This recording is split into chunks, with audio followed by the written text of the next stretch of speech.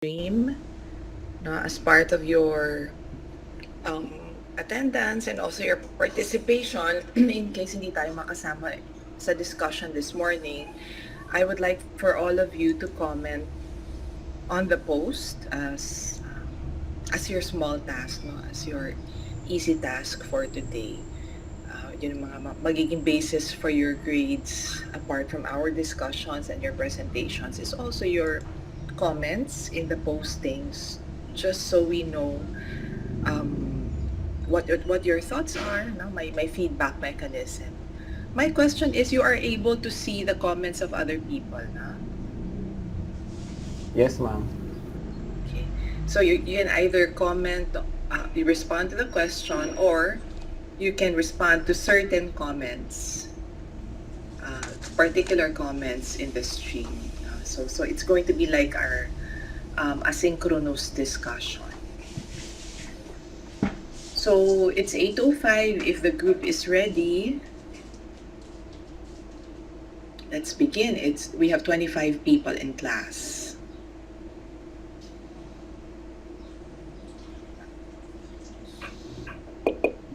Okay. So while waiting, I think all the participants are here. 1, 2, 3, 4, 5, 6, 7, 8.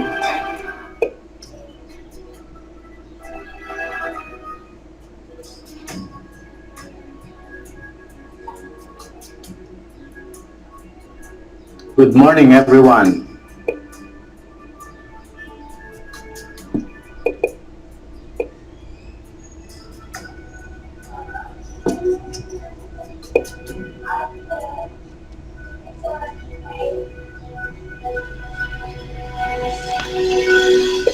Welcome, welcome, welcome to the great debate.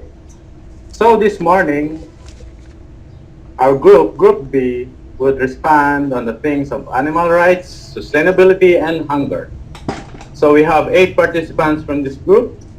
We have Raul Asturga, Christine Katubig, Mar Moses Egar, Michael Novino, Vicente Pacto, Donna Villarreas, Hiram Ambida, and yours truly, Tutico Pagulayan.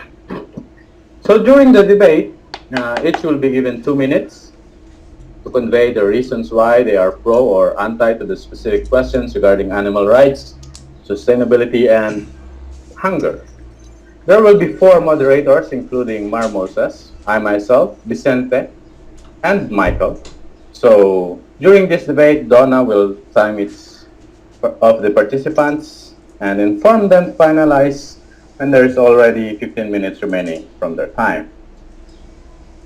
And of course, we need to define first what are animal rights, sustainability, and hunger. And to start, what is then animal rights? So animal rights, based on Republic Act number 8485, otherwise known as the Animal Welfare Act of 1998, the animal welfare pertains to the physical and psychological well-being of animals.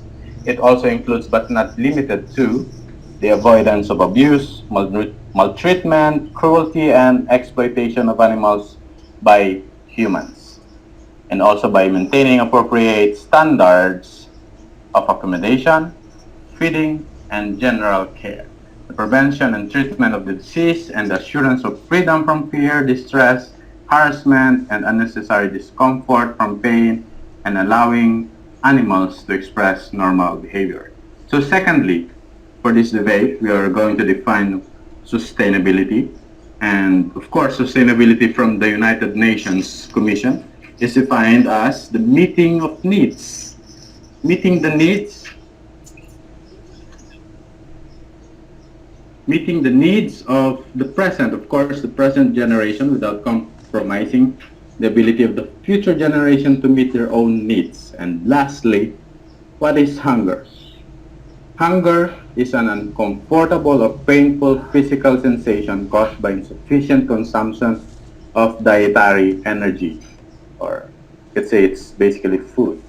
It becomes chronic when a person does not consume a sufficient amount of calorie or the food on a regular basis to lead a normal life, an active and healthy life. So also, Food and Agriculture Organization of the United Nations define hunger as undernourishment.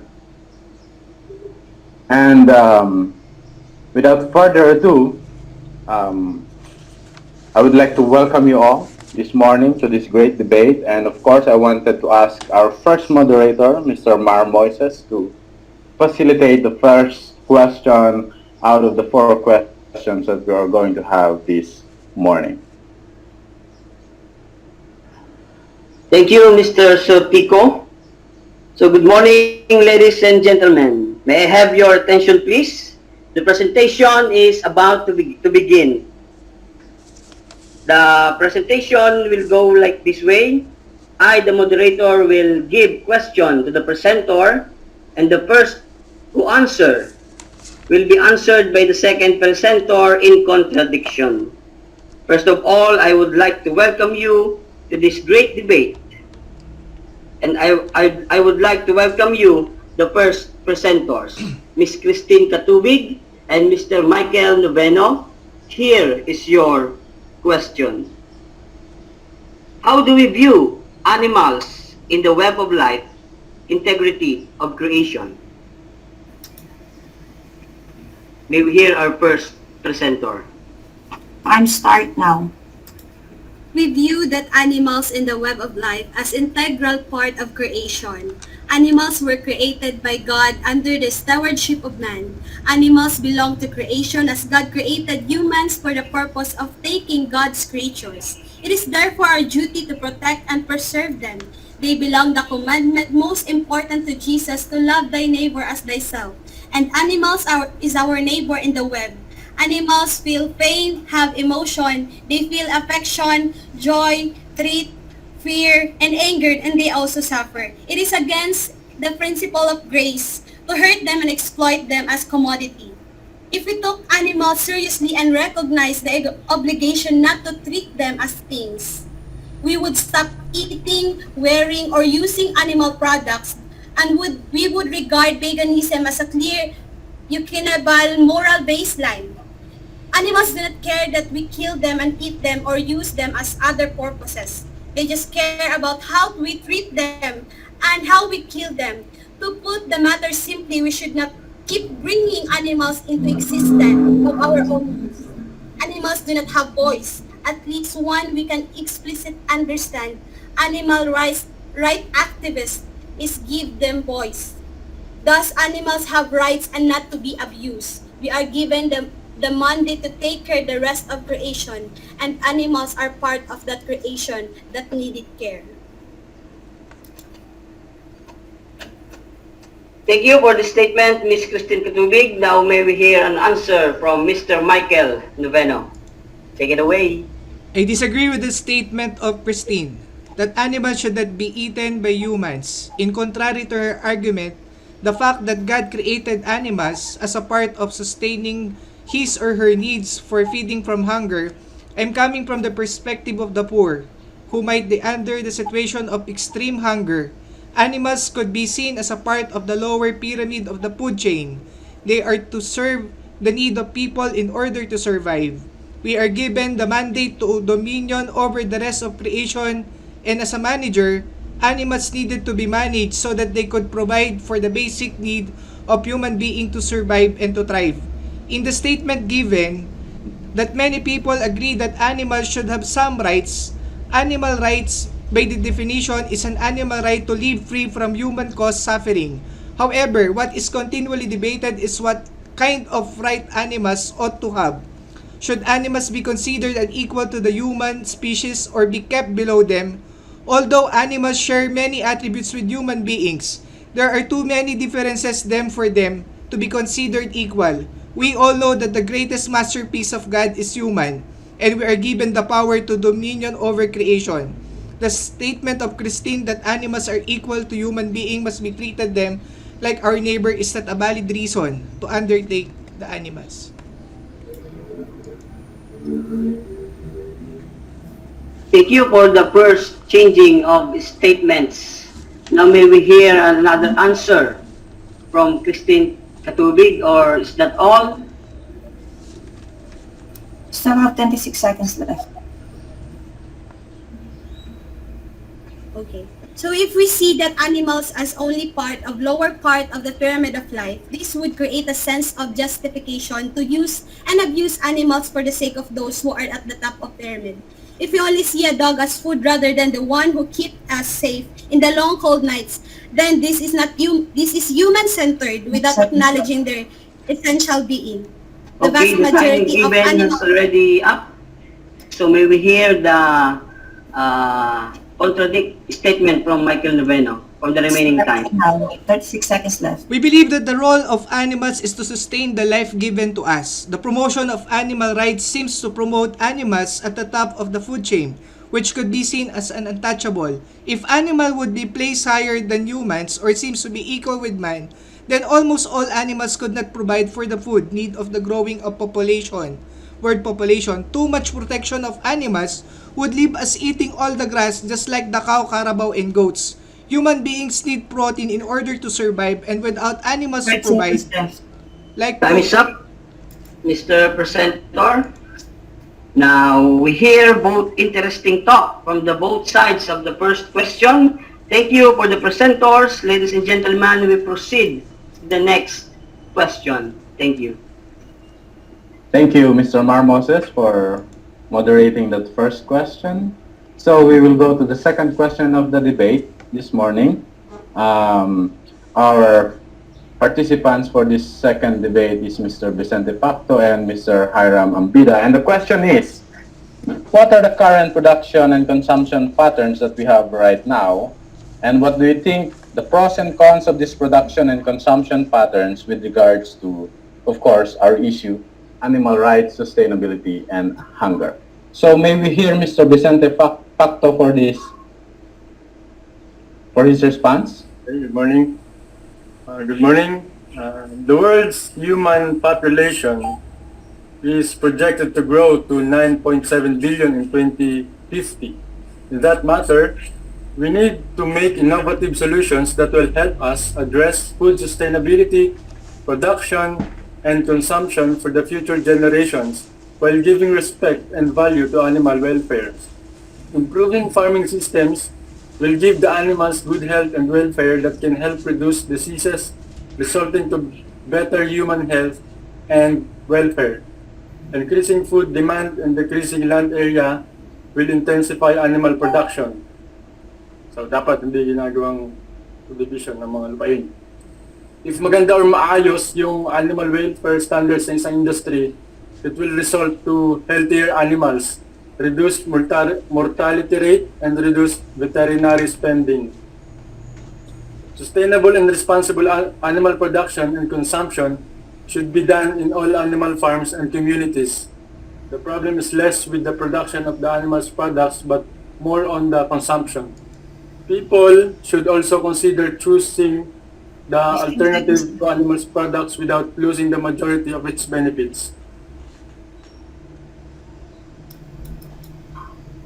Thank you so much, Mr. Vicente. And may we hear Mr. Hiram for his anti-comments or responses? Thank you. Time start now.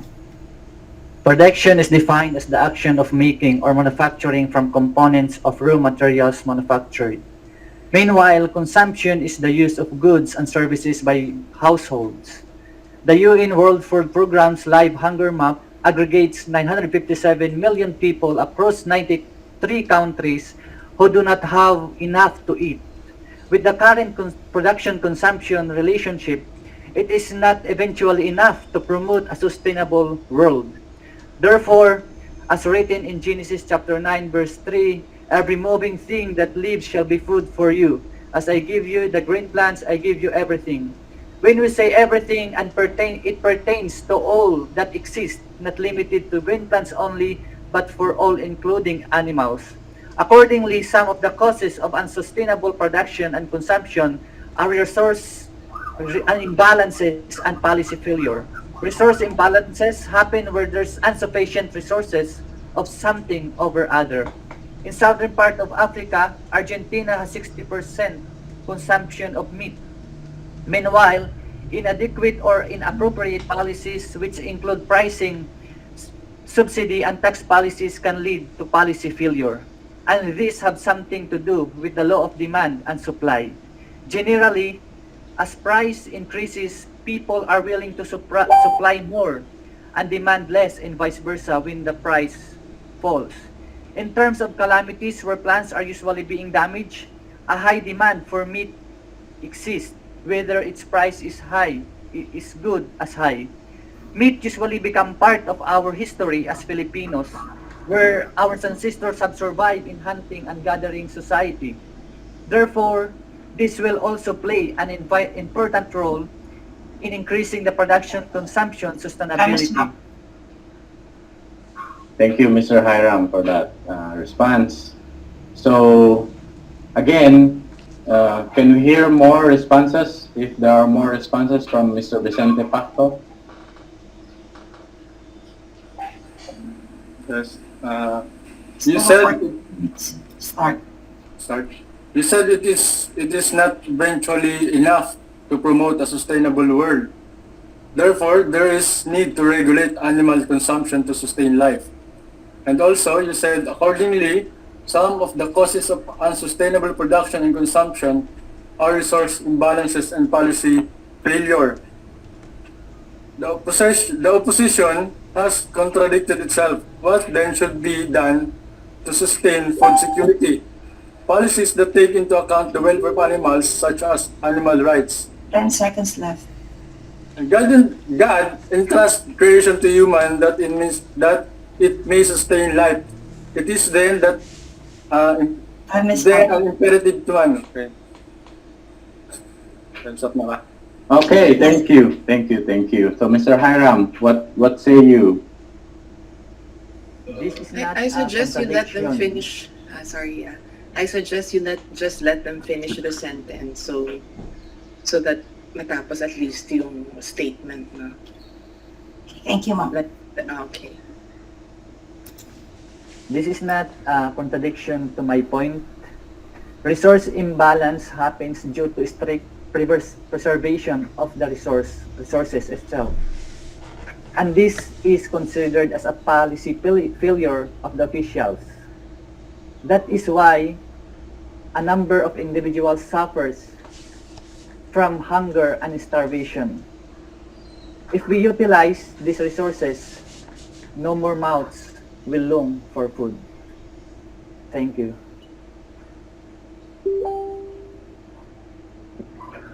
Thank you so much for those wonderful insights that you have provided for this great debate that we have. So we will proceed for the third questions. And I would ask Mr. Vicente Pacto to moderate this third question. Okay, thank you, Sotika. For our third question, before the presentation begins, allow us to introduce the presenter, Mr. Mar Moses Egar from for the Pro, and Pastor Raul Astorga for Phones. And the question: what are its impacts on the economy, on farmers, laborers, and the environment? I would like to welcome the presenter to deliver the presentation, Mr. Mar Moses Egar.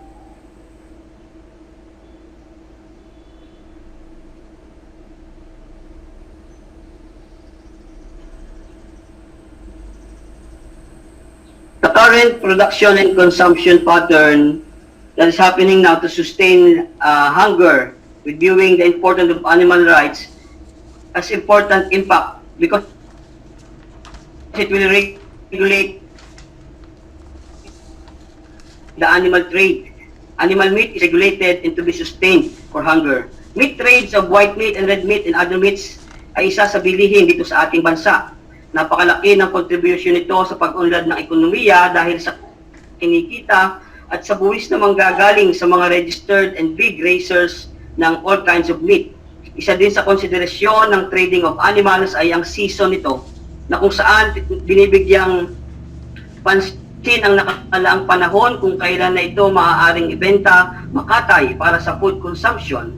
Para sa mga magsasaka at manggagawa, maaari silang maging competitive kahit small business provider, owner ng meat business, small pet shop, small business na tumatalima sa animal rights kung saan provided ang safe places kung saan sila papalakihin at aalagaan. Dagdag kita na mayroong ligtas na pamamaraan para sa mga hayop. Para sa kapaligiran, isa ito sa tinuturing na tirahan ng mga animals. Their natural habitat should be give important and protect. So kapag mangyayari ito, makukumpel tayong huwag sirain ang kalikasan para sa kanilang maayos na paglago at pagdami. Okay, thank you.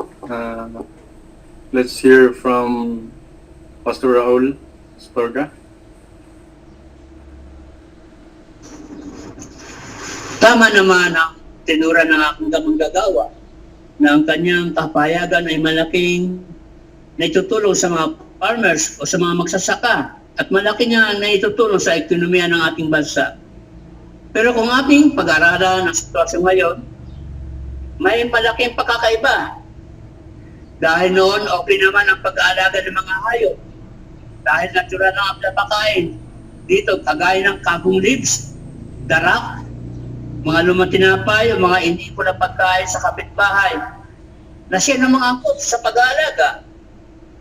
Pero ngayon, tulad ng karne ng baboy o baka o ano pa man mga karne, na ang pamamaraan sa pagpalaki ng mga baboy o mga karne ay iba na ang pinapakain sa kanila.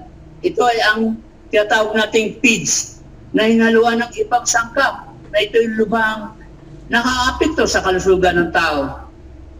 Maganda nga sana ito, pero kung sisirain naman ang ating kalusugan, wala rin itong kabuluhan.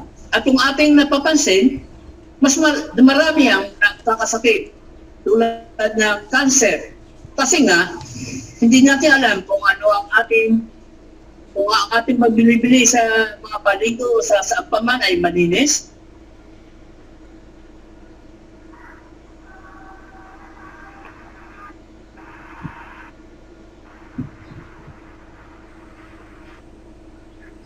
No? Okay. Tapos na ba, Pastor Raul? Okay, pakinggan natin sagot ni Pastor Mar. Kaya nga tumatalima tayo sa Republic Act 8485, Section 7 na the natural habitat of the animals shall be protected for their safe places of breeding. So may organic naman. Kaya feeds ang ginagamit kasi commercialize yung pagbebenta ng karne ng hayop. But the farmers and the workers that are responsible of their living will be have the right and the chance to operate for an organic raising of animals that can be safe for the both consumer and for with the responsible breeding of animals for food and safe consumption. Thank you. Okay, thank you, Pastor Mar Moses. Pastor Raul, meron ka pang sagot? Ito na nga eh. Ito na nga lumalabas. Mas lalong nakakabahala nang sumipot ang sakit ng mga hayop sa swine flu. Yung isang uri ng virus na lubhang nakakahawa sa ating kalusugan ang sino man makakain ito. Kaya nga ang tanong ko, nakakapiyak ba tayo na malinis ang ating binibili talaga? Hindi natin tiyak. Lalo na ngayon ginagamit ang pandemya makapagdaya lang sa tao o sa kapwa. At ito rin ang dahilan kung bakit napakamahal na yung mga bilihin lalo sa mga karne. At lalo naghihirap ang ating mga magsasaka at mga farmers sa ating lipunan. Okay na po. Okay, thank you. And kung wala na ay let's proceed to question number 4. Sir Michael. Thank you, Pastor Vicente, for the... I would like to present the debater for the last question. Let's be ready and prepare for the last question. Miss Christine and Mr. Hiram. This is the last questions we have. How then shall we consume so that future generation have a future? Let's hear from the first presenter, Miss Christine. We must change the way we consume by developing an ethics of sustainability. Reason for developing an ethics of sustainability is the best known definition of sustainability is the one of stated in our common future, more commonly known as Broughton Report, meeting the needs of the present without compromising the ability of the future generation to meet their needs.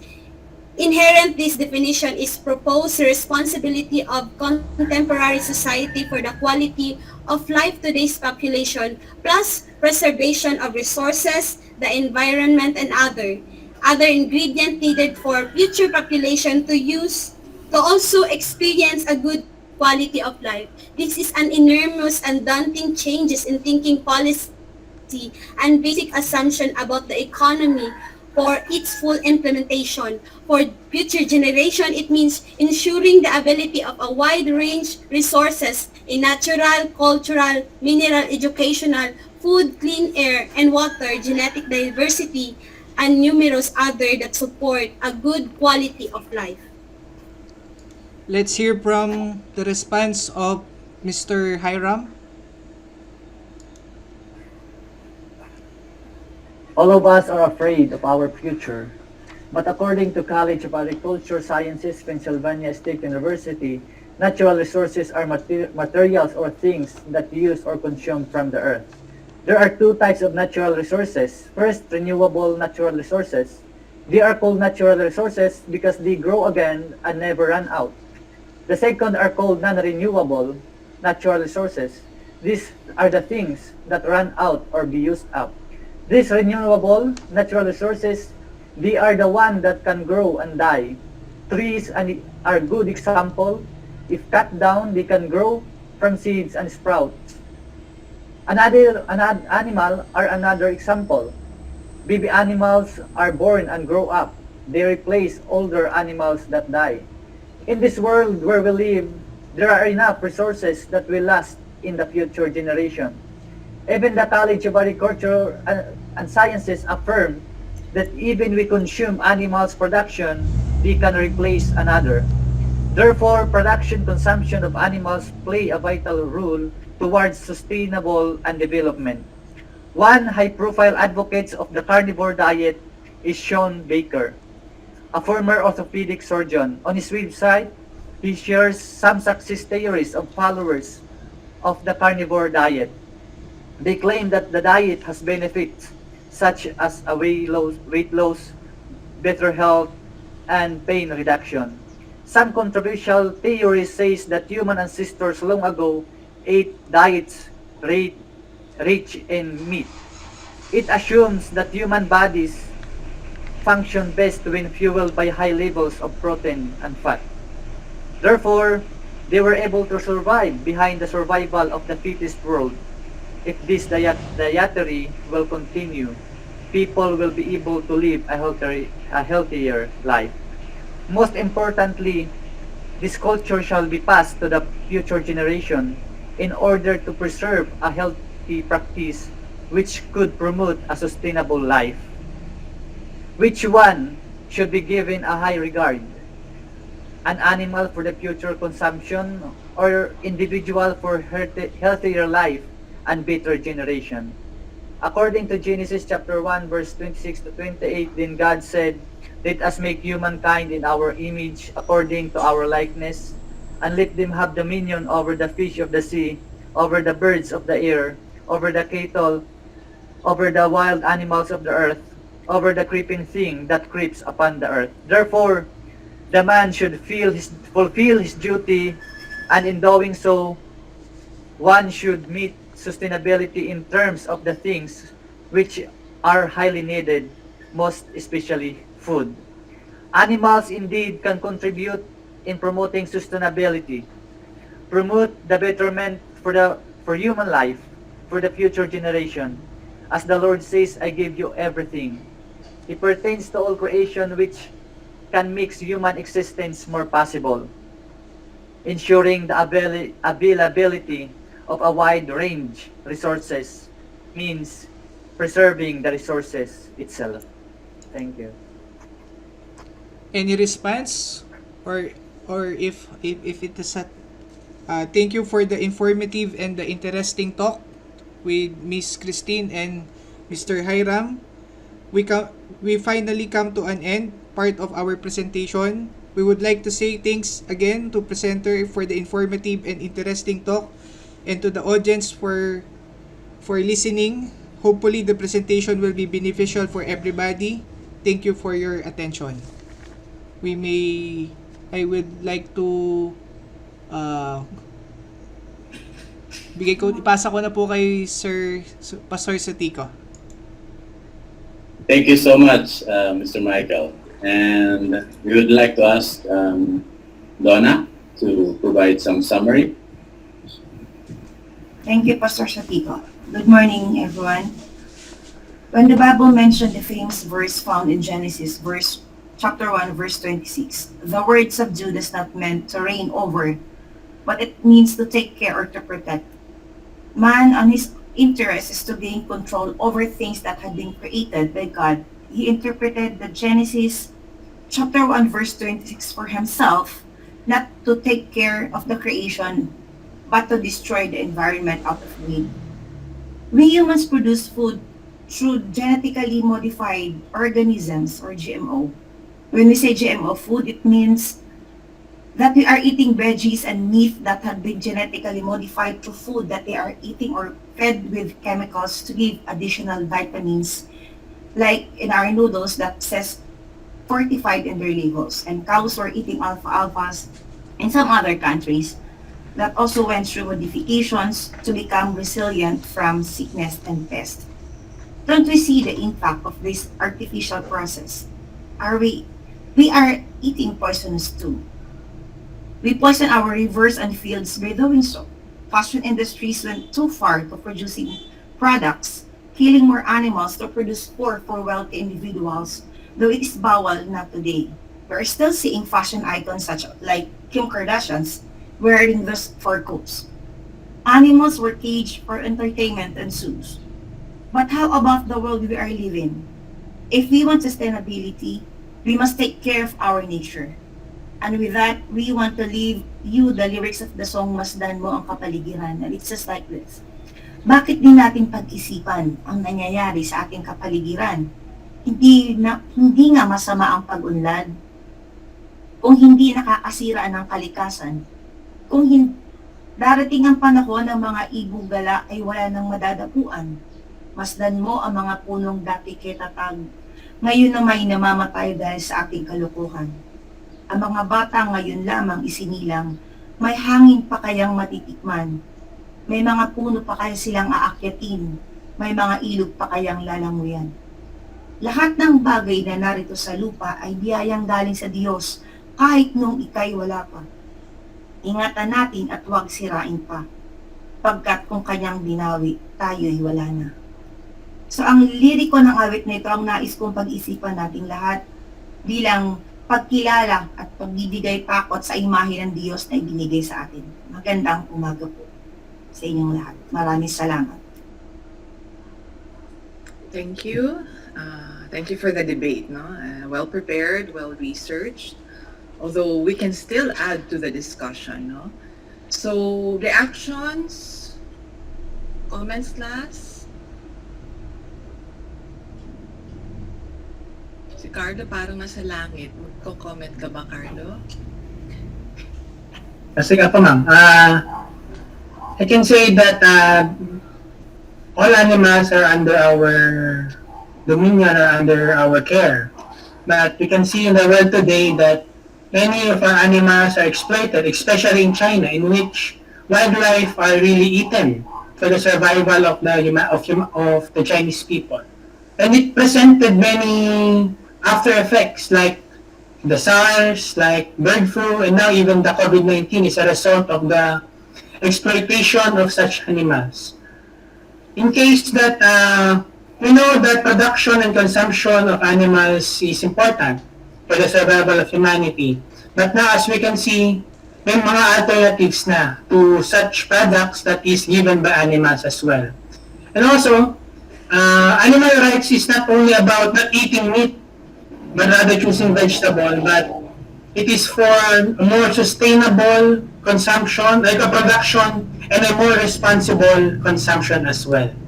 So yun nga ma'am, many animals now are also extinct because of human exploitation. So it is now high time for us to take action and to really advocate for animal rights as well. Yun lang ma'am. I think the terminology that they use is actually intensive animal farming or industrial livestock production, no? Yung the kind of production that we are benefiting from, yung production ng chicken, production ng meat, no? They're no longer the usual production na nakikita natin. Maybe 20 years ago, 30 years ago, talagang nag-revolutionize yung animal production. Naging industry na siya. It used to be farming, no? Farming for our rural communities. So, what is the impact on farmers? What is the impact on communities, no, in the countryside? What are your thoughts on this? May I share, ma'am? Sige ba? Good morning, class. Well, first and foremost, I'm also an advocate of animal rights and proper welfare and consumption of it. Only to the aspect of on the domestication side of animals, I have some issues. Like if we will observe this time, peoples are overly displaying their seemingly masyadong sobra na pagbibigay ng attention sa hayop. Like for example sa BGC, there you will see a parang may parade pa ng mga animals, special ang mga pagkain nila. May kinakasal pa nga ngayon ng mga hayop wherein hindi ko naman sinasabi na mali yun kasi yun yung kanilang sabihin natin kasiyahan. But if you think that there are those that really need care, which is human being, yung talagang imaginein mo may mga baby nga ngayon na ipinapanganak basta lang itatapon sa basurahan sa airport, yung mga ganon. I think there is some twisted view of priority of human lives over the welfare of the animals in some way, and that needs to be checked as well. On the production side, I'm really worried about how people, because of greed, because of profit, genetically modify the production of animals. In China, we live there because people want chicken wings and Domino's Pizza's outlets. They can produce chicken with 6 wings, genetically modified, and the harvest time of animal production is speed up and hasten up compared to decades ago, which is basically an alteration of the natural order. And to me, that is really against ethical standard of humanity. Consensuously, if we follow that track, I think we are very far away from the original motive of the creator of being a manager, caretaker of the whole planet. Thank you very much. It's also a question, commercialization, how we have commercialized consumption. I wonder what is our view on eating, for example?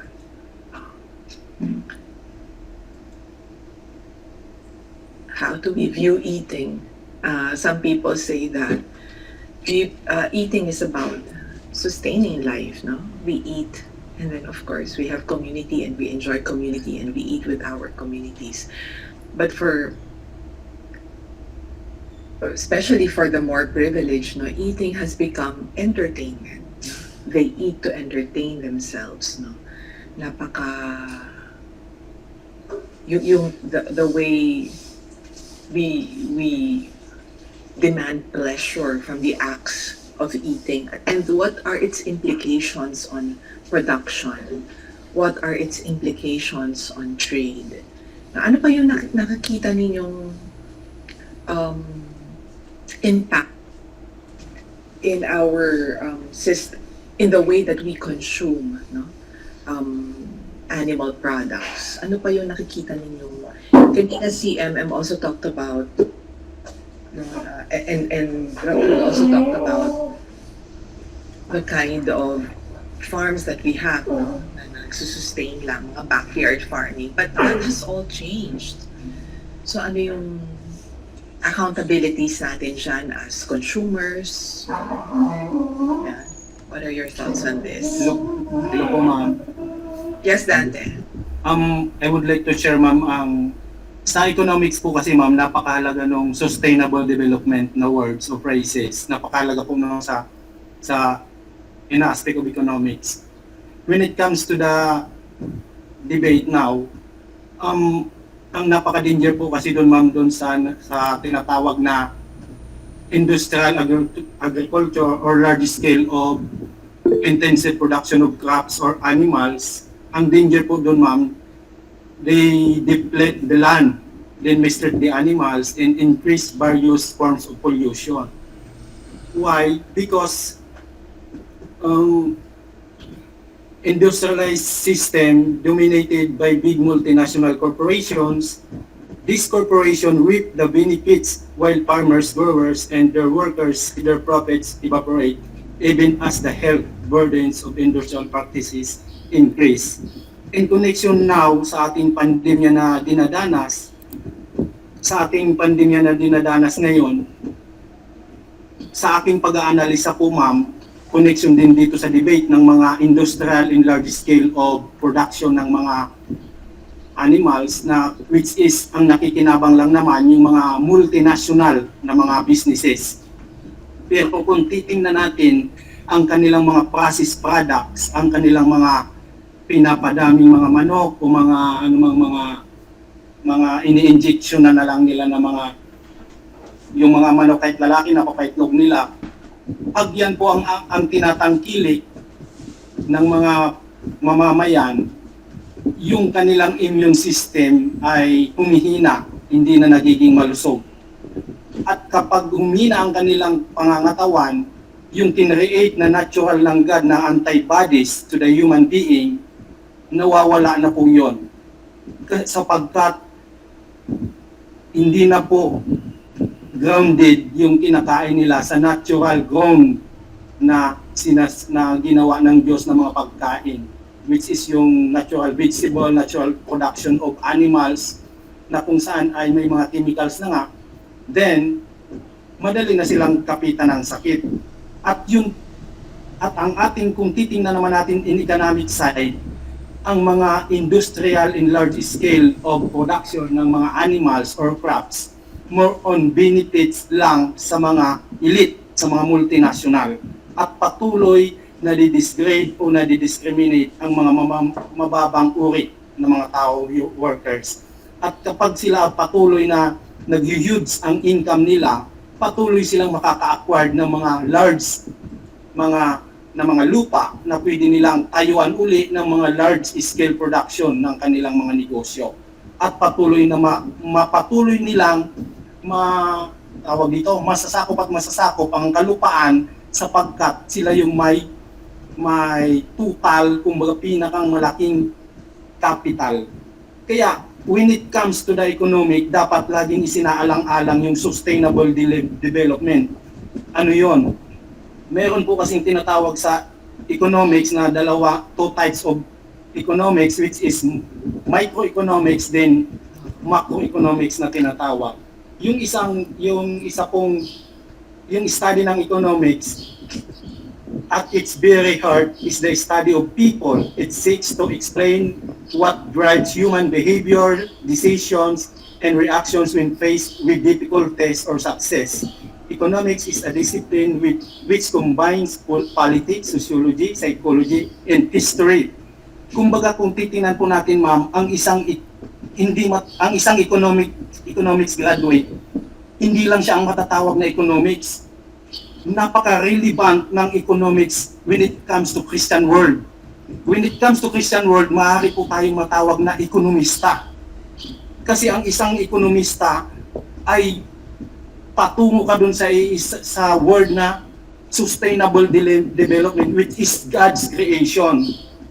Yun yung nais ng Diyos mula pa kay Adan at kay Eva, na alagaan yung Garden of Eden, na mapanatili yung production noon in natural way.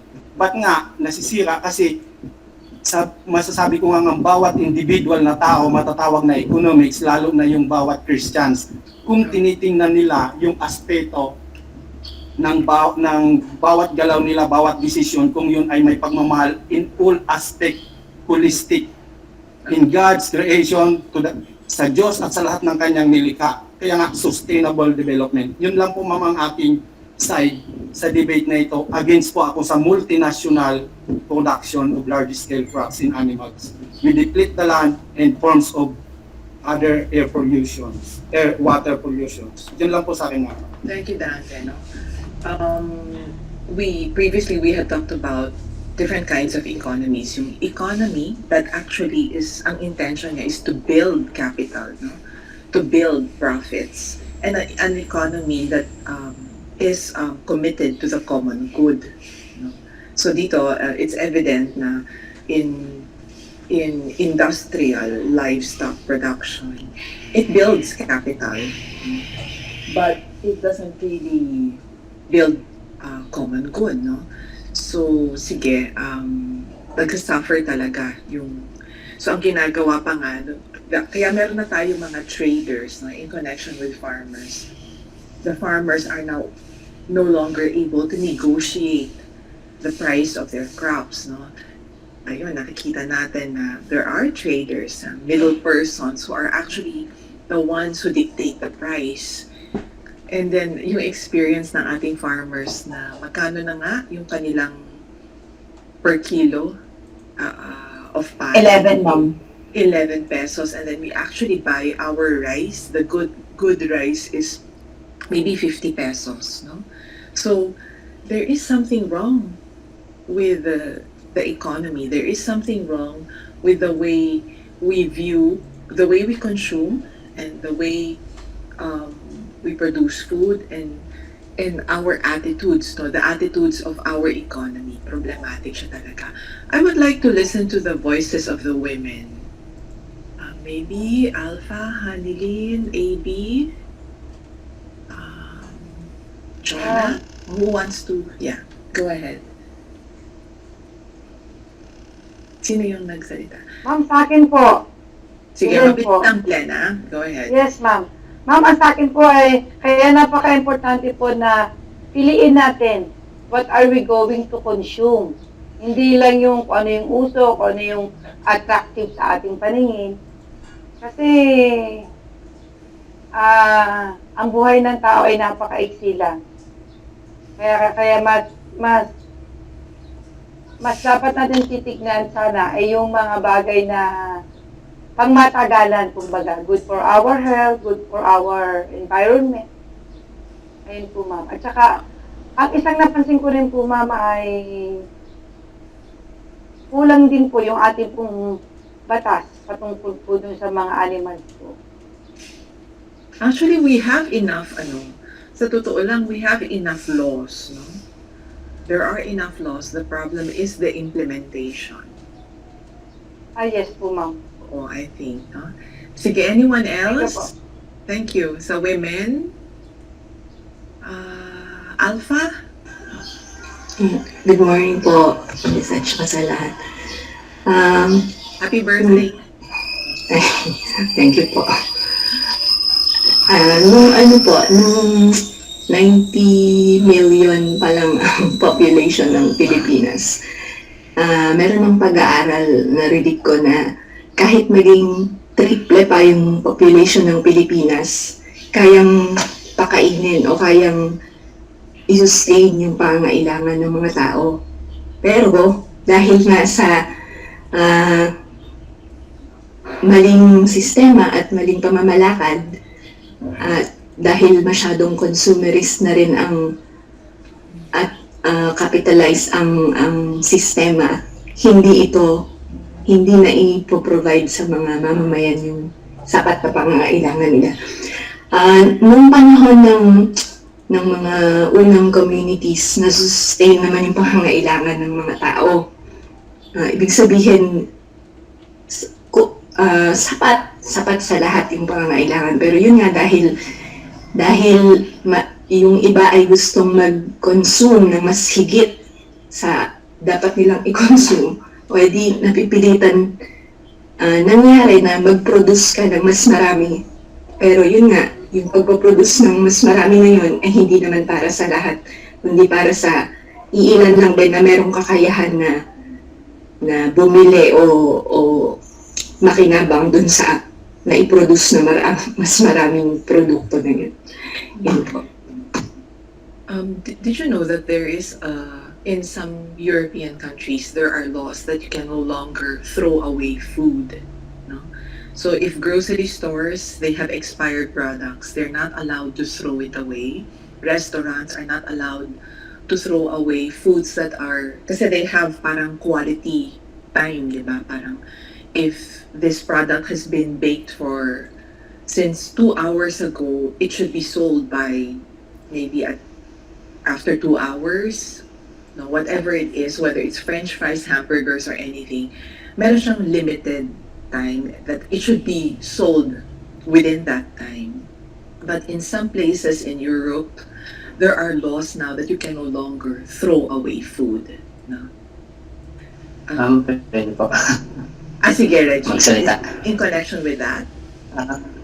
Yes, ma'am. In connection? Parang kasi, yes, dahil kami po mismo may sariling alagang hayop. Parang obserbasyon ko noon, kaya parang hindi kinukulang dahil marami nag-aalaga ng hayop. So ngayon, parang dinidiscourage na yung mga magsipag-alaga ng hayop, yung mga tao, at yung mga negosyante, sila na lang yung mag-aalaga. Parang isupply na lang sa atin. So sa amin, halimbawa kami po may alaga kaming kalabaw, noon pwedeng makikiulo lang sa mga baku-bakuran ng mga kapitbahay. Ngayon, bawal na. Kailangan may sarili kang lupa na pag-uulahan. So, yung related doon sa sinasabi na parang dinidiscourage na tayo, huwag na kayo mag-alaga para bahala na yung mga negosyante, kami na lang yung magpuproduce sa inyo. So, nagiging way yun na kung bakit umunti yung ating supply dahil kakaunti na yung nag-aalaga. So, yun po. So, nagiging nawala na ng hilig yung mga tao na mag-alaga po dahil hindi na siya demand sa panahon ngayon. So, parang umaasa na lang tayo na basta maghanda na lang kayo ng pambili. Ganyan na lang. Thank you. So it consumerist talaga, no? But let me just continue with my what I was saying earlier, no? So in the Philippines and in many places, it's still in many places, industries, no, restaurants throw away food. No? So, for example, sa Unilever, yung products nila noon na mayonnaise, no, pag nag-expire, when that the product is near expiration, instead of giving it away, donating it, they actually destroy it. No? They dig a very big pit and then they throw away food. Because this actually has an impact on profit, this has an impact on how the product is perceived. No? Many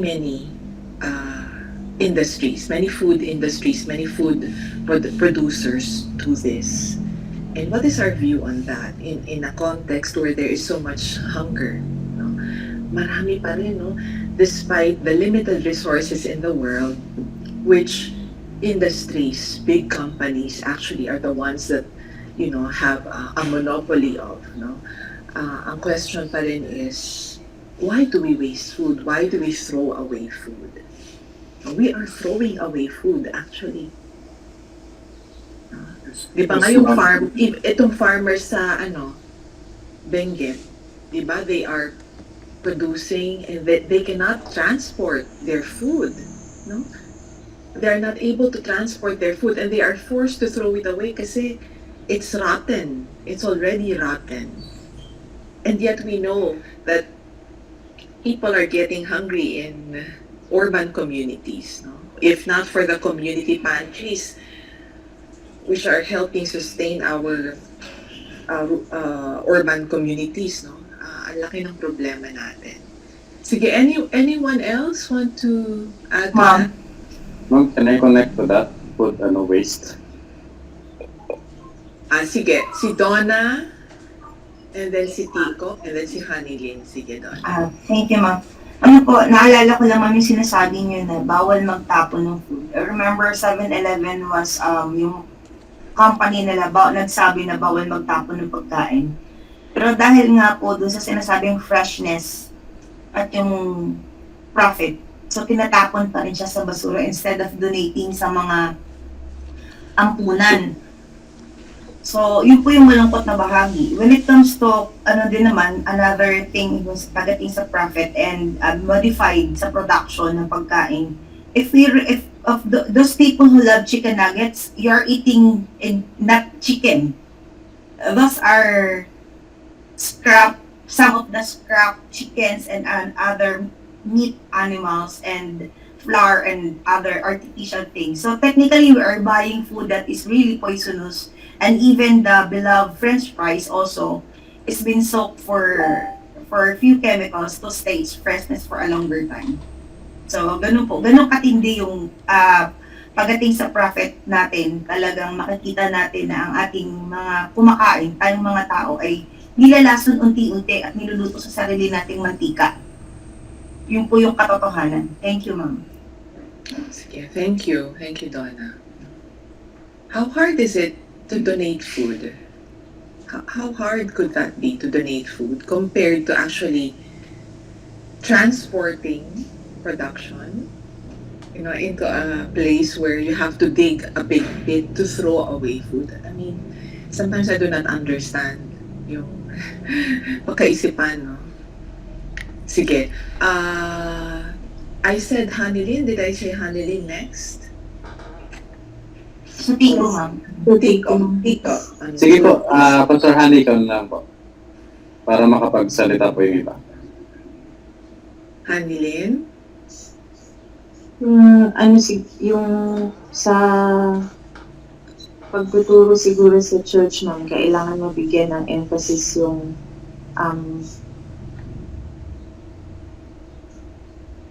creation as a whole, kasama doon yung mga hayop. Kaya sa UNC, sa Book of Worship natin, meron tayong ritual ng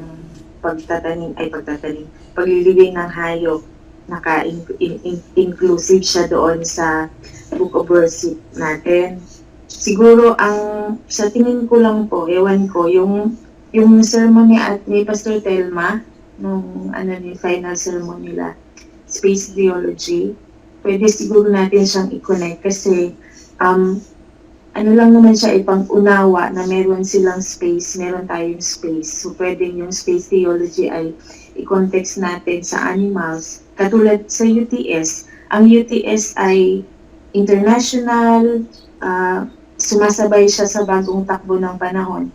Pero dahil meron siyang respect sa space ng animals, meron pa dito mga wild reptiles, wild cats, ayun. So yung sinabi natin kanina, yung tamang implement lang ng batas at saka yung pagpapaunawa, lalo na sa mga simbahan, yung babalik tayo sa basic, yung sinasabing whole of God's creation. Yun lang. This is our language, our theological language, no? Integrity of creation, web of life. No? Tico, do you still want to add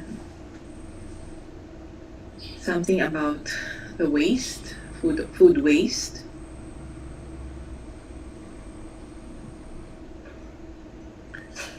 Anyone else? Gani? Ma'am, yung sa food waste, parang isang concrete lang din na example ng makita mo sa Ay, yung isa sa sikat na fast food chain, di ba yung sa Jollibee? Ganon din yung ginagawa nila eh. At makikita mo talaga na tinatapon lang nila yung ano, dun sa basurahan. Bawal din nilang iuwi. Parang yung effect din, hindi na lang sa farmer, kung hindi doon na din sa ano, sa nagtatrabaho na gusto nilang iuwi yon pero hindi din nila may uwi. Gusto nilang ibigay doon sa, di ba, usually sa fast food, ang daming mga bata, makikita mo naman eh, pero pagka naitapon na sa basura, tsaka nagkakalay kayong mga bata, and then may isa pang dokumentary ako nakita na yung mga, anong tawag doon, yung pagpag na yon, yung mga pagpag na yun, niluluto, binibenta, tapos lilinisin o hugasan, tapos ibibenta din doon sa ano. Parang nakakalungkot lang na ganun yung sitwasyon na, yun nga, dahil nga sa napagkakitaan na nila eh, pero hindi nila kayang ano, hindi nila kayang ibigay pa yung sanang ano ba naman yung 2 pieces of chicken. Tapos tayo naman, aminin natin sa hindi, mga laking ano sa fast food. Dahil ang galing din kasi ng capitalist thinking, at the same time, yung kung sa economics, meron din tinatawag na marketing, yung marketing strategy na yung brand recognition na pag sinabing wow si Aga, agad, wow si Jollibee yan, wow si Angel, wow ano yan, kumakain niya ng Mang Inasal, which is makikita natin yung effect sa farmer, sa worker, at yung big impact sa economy. Tsaka yung purchasing, makikita mo din doon yung effect sa purchasing power ng mga tao. So, yun lang po yung isa siguro sa ma-observe ko pagdating din sa mga fast food chain. Talagang kinakalkal, hindi baga ibigay na lang. So, yun po. Thank you, Gary. Tsaka ma'am yung isa din na yung isa na tama si Pastor Reggie, kami nung dati din kami nag-ano naman ang Department of Agriculture, yung mag-aalaga ka ng hayupan, baboy. Pero ngayon kasi, kahit na may promotion na ganun, mas makikita mo pa din ang promotion ng industrialization talaga, kaya nga may mga TESDA. O ito na yung gagawin natin pagpa-process ng meat, at minsan, di ba, tinuturo na din yung sa TESDA, at mas more on ang focus na ay pupunta sa ibang bansa. Mag-aaral kayo ng agriculture, pero ang goal is pupunta din sa ibang bansa.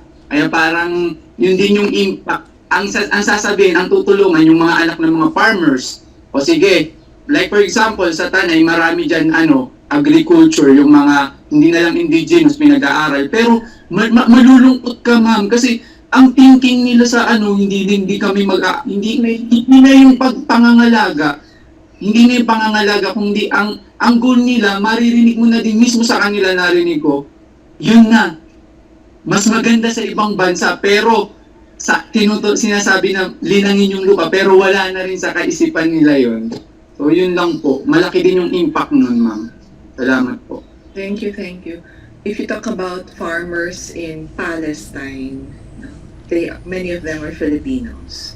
If you talk about farmers in Korea, many of them are Filipinos. While here in the Philippines, our farmers are being displaced. Our farmers are being displaced. Sige. Thank you, Gani. Ang ganda na pinag-uusapan natin, it's really a challenge. How do we transform this system? How do we transform the way we consume? How we produce? How do we transform the attitudes of our congregations?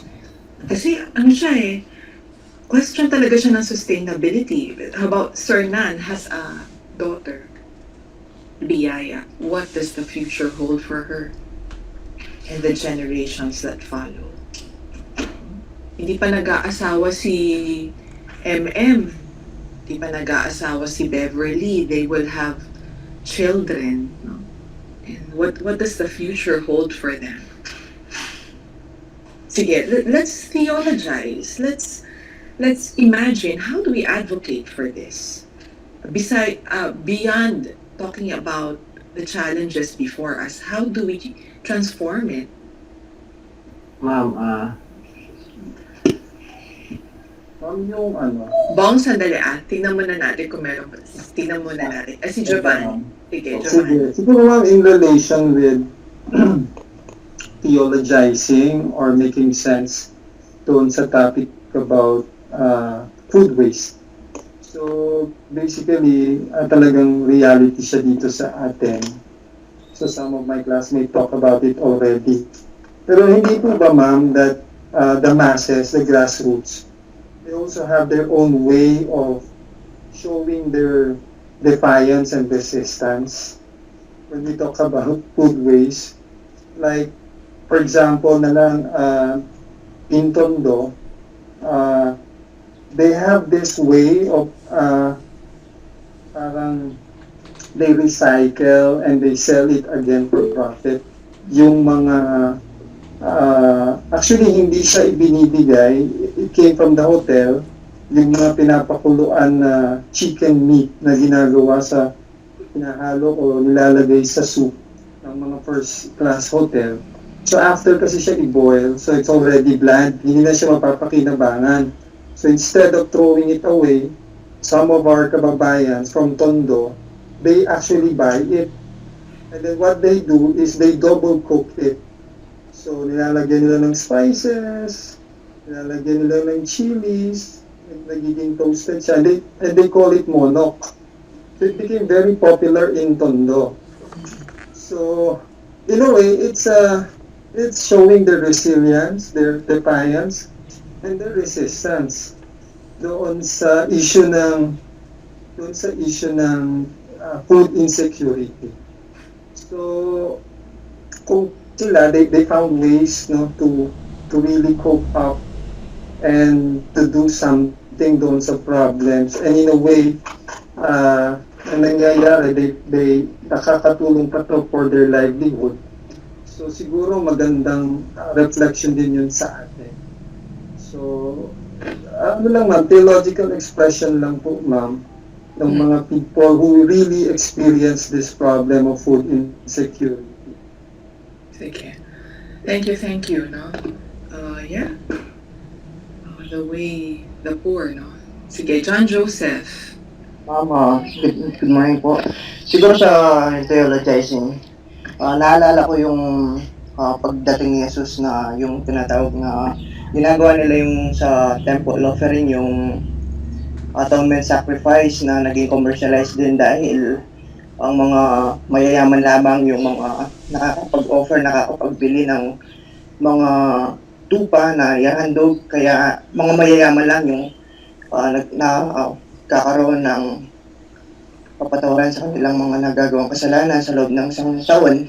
At kung titignan natin si Jesus nung nakita niya yung templo, dahil naging commercialize yung paraan na yun, kinalis niya at gumawa siya ng solusyon na siya mismo yung naging sacrificial lamb, na yung once and for all offering, na kung saan sa ating sitwasyon ngayon, issue, yung kakulangan ng mga demand ay halos mga mahirap lang yung natatamaan dahil yung mga mayayaman, they can buy anything na gusto nila. At kung titignan natin, marahil magkaroon tayo ng ganoong perspektibo na tulad ni Jesus na inalis yung ganoong sistema na nakapokus lamang sa mga mayayaman at nagbigay siya ng bagong perspektibo na kung sino man ang sumunod sa kanya, yung kakaroon siya ng yung freedom, magkakaroon siya ng peace na papatawad sa kasalanan. Na yung tinatawag ko kanina ma'am na sa chat,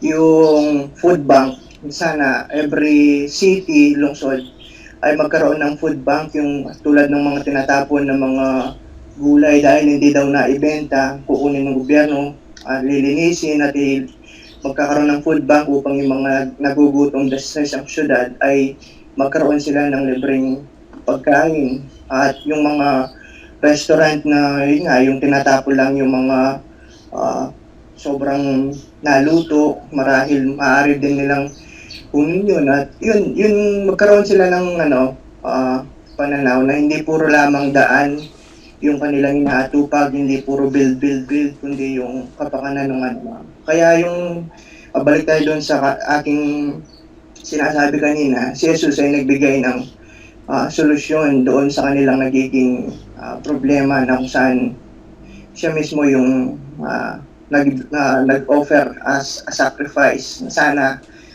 lahat ng mga lingkod ng bayan, ganyan din, i-offer ang kanilang sarili para sa kapakanan ng karamihan. Yun lang po. Thank you po. And that offering is not, ano siya eh, it's an act of resistance. No? Yung offering na yun. Anyone else want to share? Mary Ann?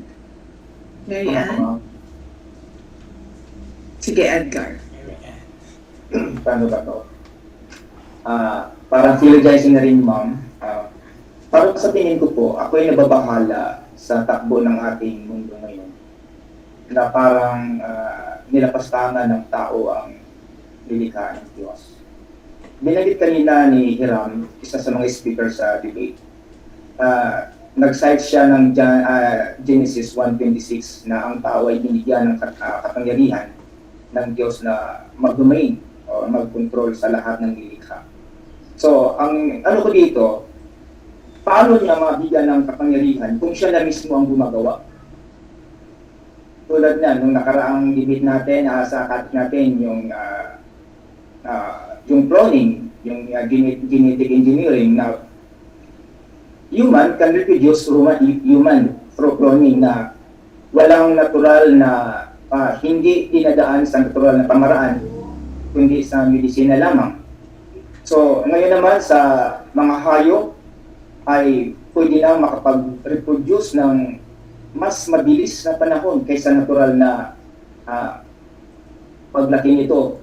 Nakita ko dyan sa nakaraang debate natin sa chat box na ang bansang China, dahil mahilig sila sa chicken wings, makapag-produce sila ng manok na maraming pakpak. So dahil dito, ako ay nababahala sa takbo ng panahon na baka sakaling sa tagal ng patuloy na pagtakbo ng panahon, napakasakali maniniwala sila sa theory ni Charles Darwin na ang lahat ng nilikha na umusbong sa ibabaw ng lupa ay through development. Hindi siya natural creation na galing sa Diyos. Dahil dito sa atin nakikita ngayon na makapag-reproduce sila ng mga bagay na isinsanay ito'y galing sa Diyos. Ito'y dahil sa takbo ng utak o siyensya. So yun lamang po na baka sakaling mawala na sila ng pagtingin sa Diyos na ang lahat ng sanlilikha ay galing sa Kanya, pagpos ito'y sa true evolution niya. Yun naman po ang aking pananaw po, ma'am. Mm-hmm. Thank you. Thank you, Edgar. Do we see the face of God? Do we see the essence of God in animals or in creation? Are we able to see divinity in creation, in other creatures? Anong thoughts nyo dito? Is this something that we preach? Or are we still talking about a very anthropocentric understanding? It's only human beings who have primacy in all of God's creation. And what are your thoughts on this? Ma'am, eto, yung theological question. Sige. Diba? Ang hayop, kung ano natin, diba, same breed lang din naman yung buhay, yung sinasabing ruwak, at saka yung sinasabing nyuma. Sa akin, correct me if I am wrong, yun ay isang galing din naman sa Diyos yun kung ano yung hininga na meron tayo ay parehas din naman ng hininga na ibinigay sa hayop. So minsan maraming mga very cruel talaga sa animals Pero ako I think kung lalo na dun sa sa mga animal lover, sa mga mas mararamdaman nila yan So, yun lang, parang napaisip lang ako. dun sa tanong Thank you. Thank you for that. That is so revolutionary, Gani. Magandang pag-usapan niya is their Holy Spirit, no? The breath of life. Is the breath of life given to humans same as the one given to animals and other created beings, no? It's an interesting discussion, and I think it's radical, no? That at least to have an understanding that yeah, we can eat animals, but do we torture them? What kind of environment are they born into? Are they nurtured in? No? And do we just think of them? Kaya yung farming talaga, yung backyard farming is still may dignity pa rin. May animal welfare, but when you talk about animal industries, wala na talagang welfare. Wala na. Animal welfare. No? Sige, we have 10 minutes to go. Okay na ba tayo, class? What are your thoughts? Meron pa bang gusto mag-share? Jason, Benji, Janet. Ma'am. Dati wait lang ha. Habang na-speak sige mo ba? kanina on economy, pero maganda yun. Thank you. Van, do you want to say something? Ako na lang po. Mary Ann.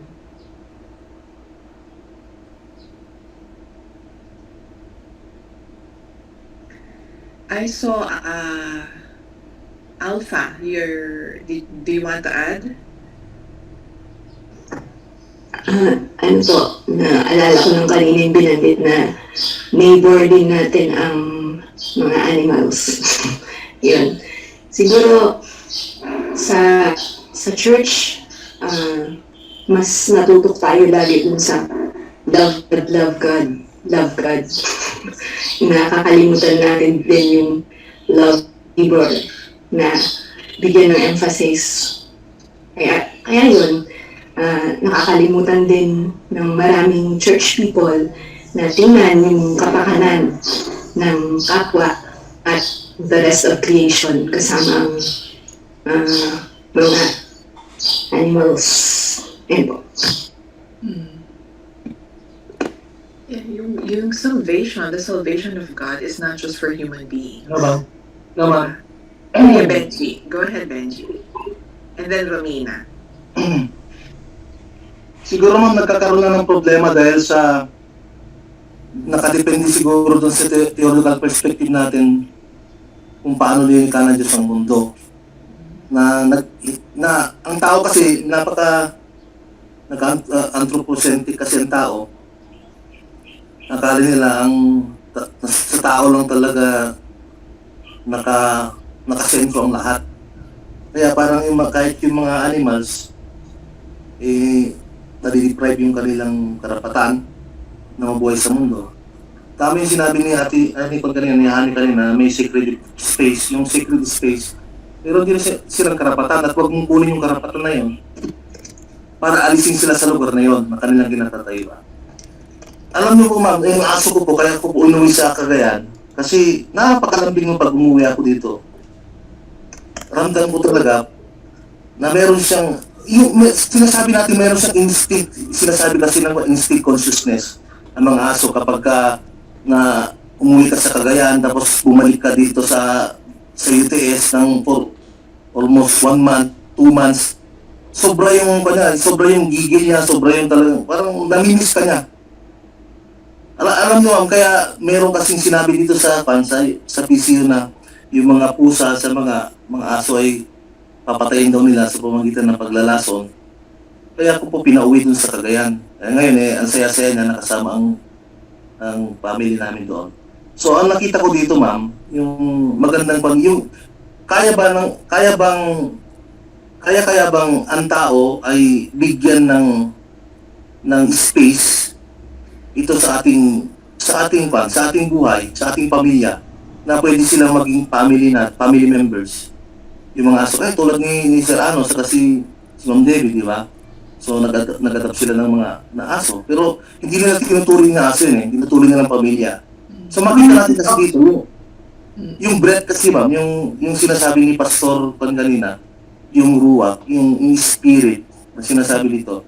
Sinasabi natin mas mataas lang kasi na porsyento yung consciousness o yung sinasabi natin soul, rational being kasi tayo eh. Pero sa kanila, instinct kasi sila. Mas maliit man, pero limika pa rin ng Diyos yan, na katulad ng tao, nakakaramdam. Kapag subukan mong saktan yung umaara yan, minsan nga, aso ko ma'am, nasasaktan ko ma'am, pero kapag hahabulin ko sana ma'am, instead na tatakbo siya, mas lalong nalapit sa akin, kaya nababagbag yung puso ko, yan, nayakap ko na lang. So, sa akin ma'am, kung ako siguro, mas mainam siguro dun sa sinasabi natin salvation ma'am, may, di ba, na-curse ang lahat, di ba? Na-curse ang lahat, pati ang lupa. Ibig sabihin, lahat ng bagay na kung saan ay nabubuhay sa lupang ito, lahat ng bagay na kung saan dito sa mundong ito, ay na-curse because of sin. Yun naman ang laging sinasabi sa atin, pinapamura sa atin. Pero yung restoration na gusto kong makita dito, ma'am, kasi naging party sila ng curse eh. Hindi lang tao eh. Dahil sa kapabayaan ng tao, pati sila nadamay eh. So, ibig ko sabihin, yung salvation, kung ma-restore yung relationship ng tao sa Diyos, pwede siguro ma-restore din yung tao sa, tulad dito, nagkaroon ng wild animals, pwede ma-restore din siguro yung friendship ng tao sa animals. So, ganun ma'am, ganun ko po siya tinitignan ma'am.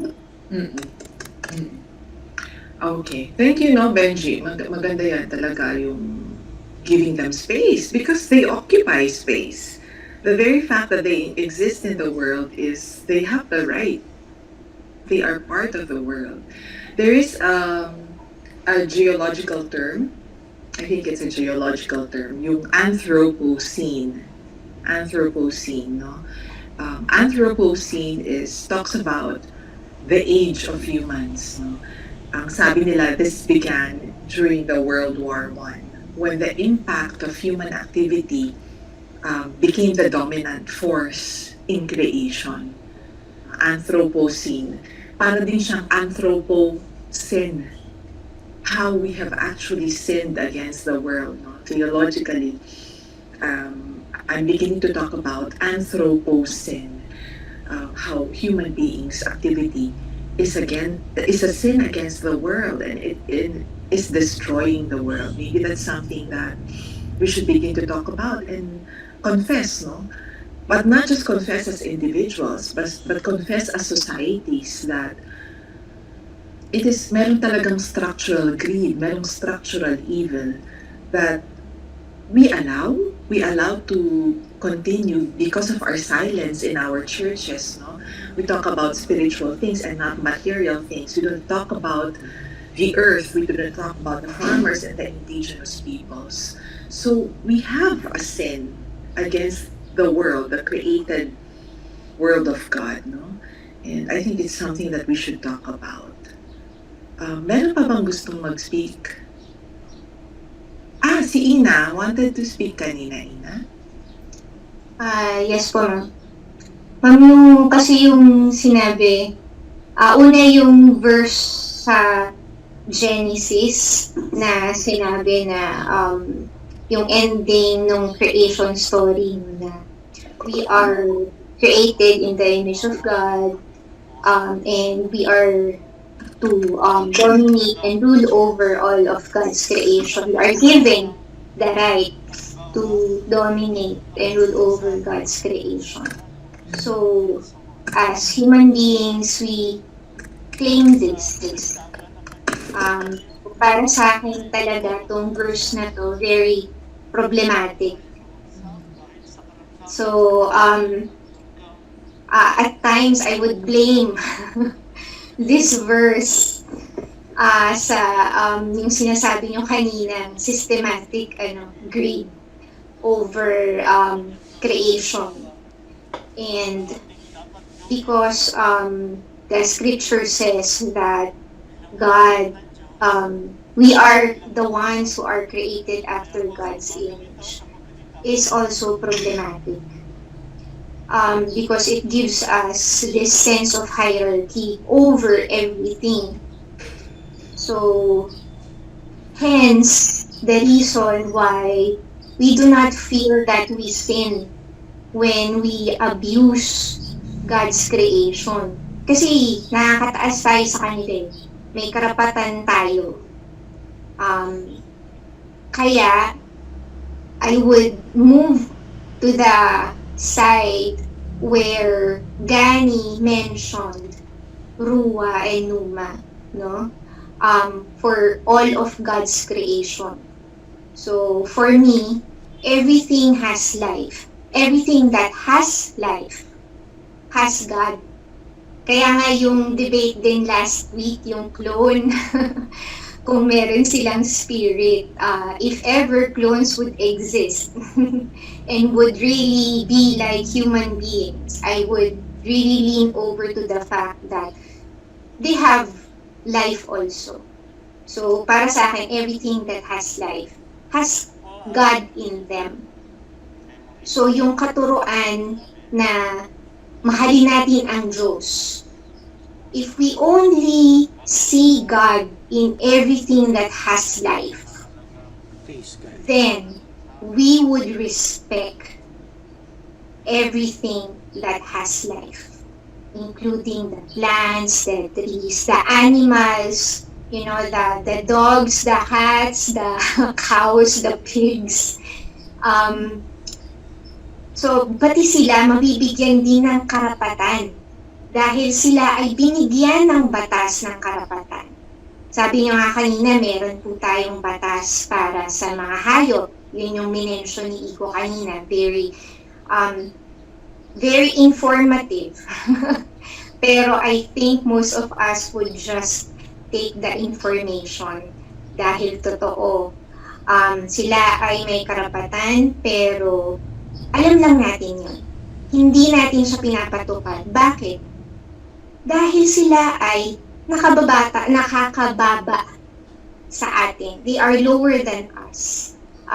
If a human being is abused, and you know that a human being is abused, you will have this feeling of wanting to report it, of wanting to give justice to this abuse, to this killing. You know, kanina sabi ni Benji, inuwi yung aso dahil sinabi sa PCU na lalasunin yung mga aso tsaka pusa. So, that is actually reportable. And for them to, sabihin natin, paano ba, walang kaisip-isip na banggitin na sila na binabalak nilang lasunin ang mga aso at pusa, hindi nila alam na pwede sila i-report. Kasi they have the intention of killing and murdering the dogs and cats. And walang nagre-report sa kanila. Bakit? Kasi ang gusto lang nilang patayin ay aso at pusa. But, if they are intending to poison and kill a human being, I'm sure, Benji, i-report mo yan. Pero walang nagsasalita dahil sila ay aso at pusa lang. Because we see that we are above them. They are lower than us. That God is not in them. God is only in us. So if only we would see a piece of God in everything that has life, then we will be moved to treat them with respect and dignity also. Yun lang po. Thank you. Ma'am, may I respond kay Romina? Sige, Donna. Pastor In, aren't we told na we're not supposed to tell anything or post on Facebook about it? Which one? Well, anyway, do not Reporting the killed and the poisoned animals inside the campus. We are told not to speak about it outside the campus, right? And even in social media especially. Did PCU really say that? Is there a document? Because ultimately, I think if it's not an official statement or an official directive from PCU, and we're just hearing about it, it may be hearsay. I don't think, the leadership would say that. And the other thing is, we're also taking care of our relationship with PCU. So when that first thing came up the first time, I was asking, did they really say that? O baka naman, chismis lang yan? O may isang tao lang na nagsabi? But anyway, yeah, so, but yeah, important yung articulation about seeing Ma'am, God. hello ma'am. Yes, Benji. Hello po. Hello po Huwag ma'am. na pag-usapan yan, ha? Huwag na natin pag-usapan yung PCU. It's something that, you can bring up in the student council if there really is a concern on how PCU is relating to our community. You can bring it Actually, up. ma'am, I was hoping that Union Voice would raise that issue. Noon pa. Ma'am, binigyan na, may nag-report sa akin kasi ma'am, pero sa PCU, parang sinabihan lang ako ma'am. Just, ma'am, hindi natin pag-usapan, sinabihan lang ako ma'am. Kaya ang ginawa ko, inuwi ko na lang doon ma'am. So, ginamit ko lang kasi yun ma'am, kasi binigyan ko ng magpa naman yung mga hayop. Yeah. So, we're saying na that's not right. So, thank you, no? Pero, if we have issues about that with our relationship with PCU, we can take it up intentionally, constructively, on how we can live as a community. Pero yung advocacy natin, it remains. No? Who else wants to speak? It's 9:36. But anyway. So thank you, class. We had a very fruitful discussion today. No? I appreciate the presentation this morning, the debate. My request for both of the groups that have already reported is to actually share the script. Can you do that? Can you share the script in the stream so that it can be a resource for the others in the future if you want to access the arguments and probably use them in your Bible study, in your preaching? It's already available there. So, Marky and Tico, make sure that you post both scripts for the debates. Okay? So, maganda. We're improving in our debates. Welcome. Thank you. And May pa-sound effect si Tico eh. Hunger Games. May OBD po dapat yun eh. May opening board pa siya video. Yan siya. Can we turn on our cameras if you are able? I want to take a photo with the class. I'm so happy. Natutuwa ako when I learned from you, and I learned a lot from you today and last time. Wait lang, I'll just adjust my screen. Thank you, class. 1, 2, 3. Sige, isa pa. Baliktad si John Joseph eh. Okay. 1, 2, 3. 1, 2, 3. Thank you. Have a good morning. Thank you po. Thank you, ma'am. Thank you, ma'am. Thank you, classmates. Thank you sa mga nag-report. Salamat po. Sa mga debate. Thank you po. Bye-bye. Like